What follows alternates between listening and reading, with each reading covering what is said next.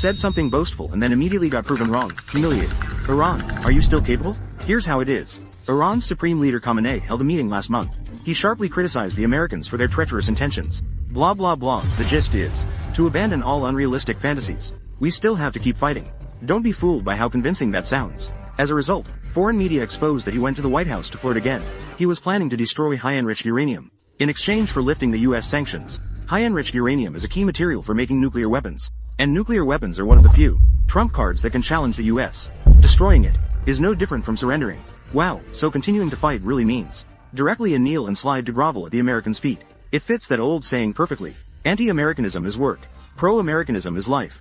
By June 13th, 5 Iranian officials and scientists were assassinated. This just shows that Iran has been infiltrated like a sieve. This is also why I have never wanted to engage with Iran in the past. There are too many boomerangs. In the past few years, the situation could have been even worse. For 20 years, Soleimani, the second in command in Iran, was ambushed by US troops in Iraq. He got taken out in broad daylight. The entire nation of Iran was in mourning. Leaders were speaking out one after another. They insisted that the killers must pay in blood. The next day, the Tehran mosque raised a red flag symbolizing revenge. The top 2 US officials, Trump and Pompeo, were both on the revenge list. I went through the news archives from that time. I found that many headlines began with, "War is imminent. Witnessing history. After so many centuries, Iran raised its flag once again," etc. Theoretically speaking, the atmosphere has been built up to this point. It wouldn't make sense not to have a major confrontation. So then, and then, nothing happened. In the following time, Iranian nuclear physicists and Hamas leaders were successively killed within Iran. Over Tehran, there were black flags one moment and red flags the next. Next time, it's likely to be white flags. They're very anti-American, yet they're unwilling to take action. Even Soleimani's daughter can't help but ask, "When will we avenge my father?" On October 7, 2023, a new round of conflict between Israel and Palestine erupted. The Hamas organization, supported by Iran, made a slight move, which resulted in a heavy blow to Israel. Just when everyone thought Iran was finally going to take revenge, the boomerang came back again. As the US Navy's Ford aircraft carrier strike group arrived in the Mediterranean, Iran immediately backed down. They repeatedly emphasized that they had no direct connection to the October 7th attack. Another organization heavily funded by Iran, Hezbollah, also behaves exceptionally low-key. Just like Iran, claims to have no connection to the October events, even as Israel becomes increasingly aggressive, threatening a full-scale attack on southern Lebanon. The leader of Hezbollah has only stated in a speech that the October events were entirely caused by the Palestinians. Only the Houthis are actively targeting Israel, have shown considerable enthusiasm in helping Palestine. As a result, Iran has clearly distanced itself from them. Even now, they do not acknowledge the so-called proxies. To ease tensions with the West, Iran has repeatedly backed down, even at the cost of betraying its allies, including but not limited to publicly criticizing Hamas for indiscriminate killings, voting for the two-state solution for the first time at the UN General Assembly. So it seems now, Iran's private negotiations on abandoning its nuclear ambitions. This is by no means an isolated incident. Rather, it reflects their long-standing weakness and retreat. Of course, even so, Iran is still an anti-American country. They're just constantly restraining themselves. No matter if this restraint is based on practical considerations, or the self-preservation instincts of the clergy. One thing is certain. Iran is giving up the struggle. So what exactly has Iran gone through to end up being so timid? One can only say, Iran has always been like this. Today's performance is what causes a psychological gap for people. This is because people have always felt that it is a country with a strong military presence. Let me ask, is Iran really that good at fighting? Looking at its track record, Iran hasn't fought any impressive battles for nearly a century. They haven't won any remarkable wars. During World War II in 1941, Britain and the Soviet Union were worried that Iran would side with the Nazis. So they joined forces to conquer it. It took them less than a month, forced the Iranian king to abdicate, supported the rise of proxies to power.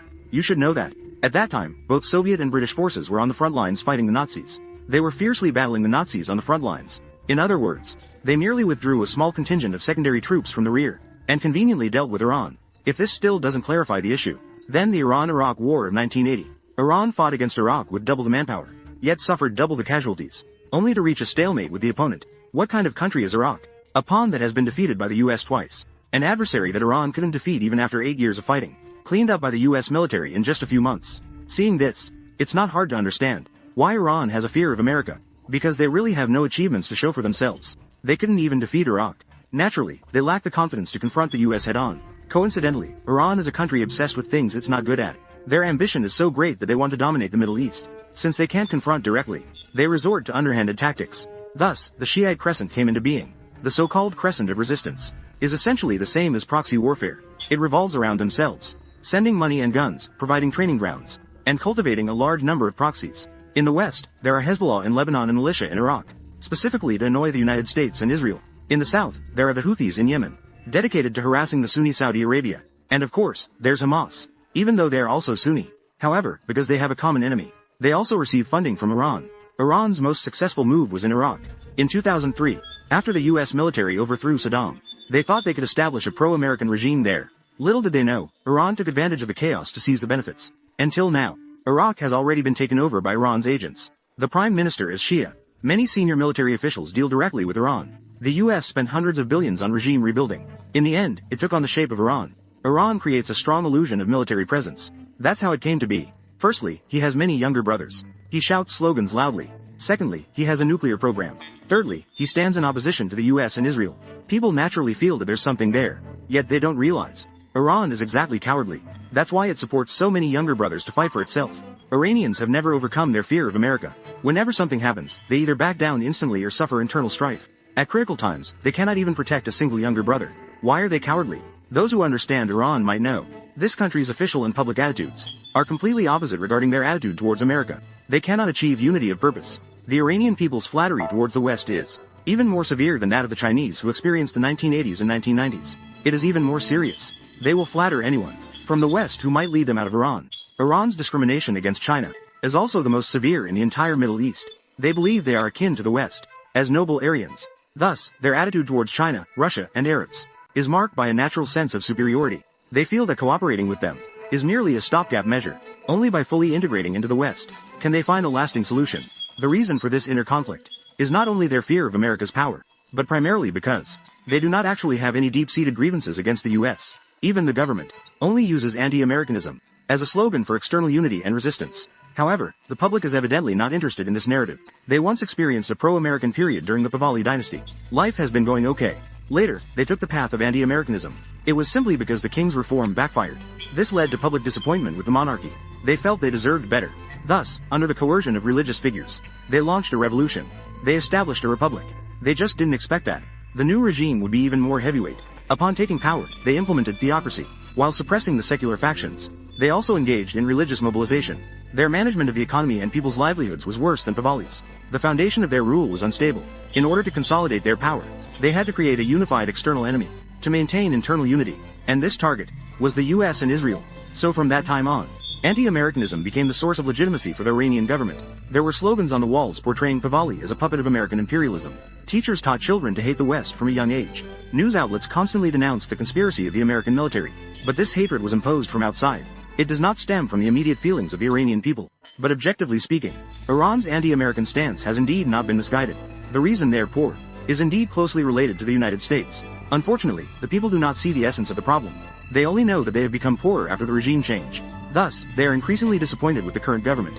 By this term, the approval rating has dropped to the lowest point in history. The economy and public sentiment determine whether Iran has the capacity to continue fighting against the US. The Iranian people are pinning their hopes on the next term. However, Khamenei is already 85 years old, yet he has not clearly designated a successor. There are rumors that he wants to arrange for his second son, Moshtaba, to succeed him, but this could easily provoke resentment towards nepotism. Another possible successor, Raisi, is lacking in capability. He is too conservative. The public dislikes him, while former President Rouhani was capable. However, it is not trusted by the clergy. Once Khamenei passes away, a power transition crisis could break out at any moment in Iranian politics. There is simply no time for foreign wars. Once it starts, the rear will definitely fall into chaos. The higher UPS are well aware of this. Therefore, they're very insecure. The fear of America is also becoming increasingly serious. After all, it is still due to the poor economy. The flaws in the political system can be masked by economic prosperity. The neighboring, more backward system of Saudi Arabia is a very good positive example. However, Iran's situation is somewhat unique.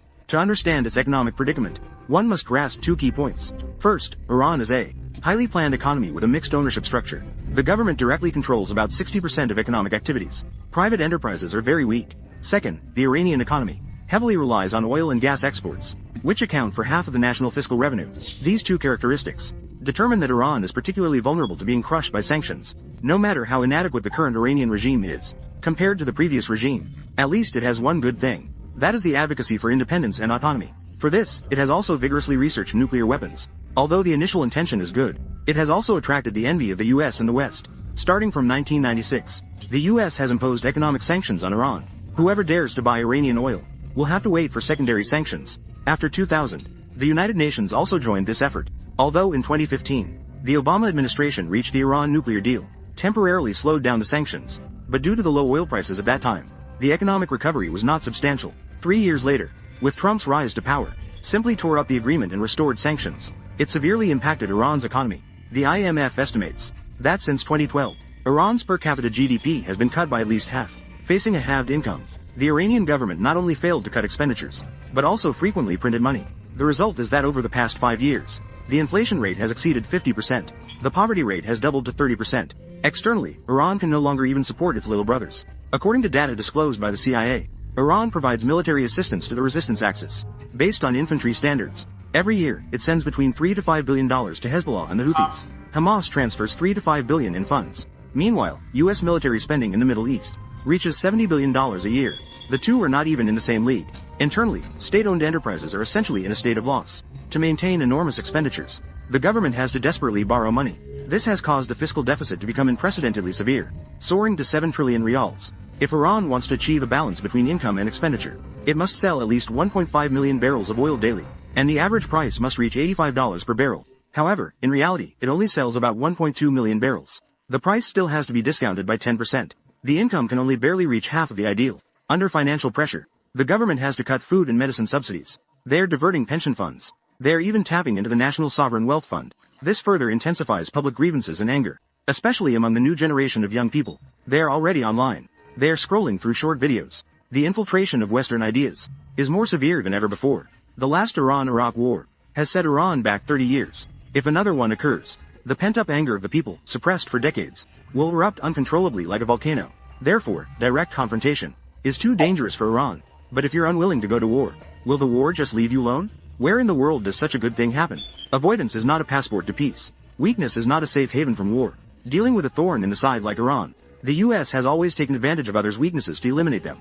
They will never give any chance to catch a breath. Iran's compromise, given at great cost, can only postpone the inevitability of death. The US will not give up its oppression just because you bow down. On the contrary, it will only intensify its actions. Once the situation changes and the balance of power shifts, it will instantly collapse, leaving behind a disaster of blood and fire. Those restless anti-government forces will also swarm in under the banner of Western democracy. This is not alarmism.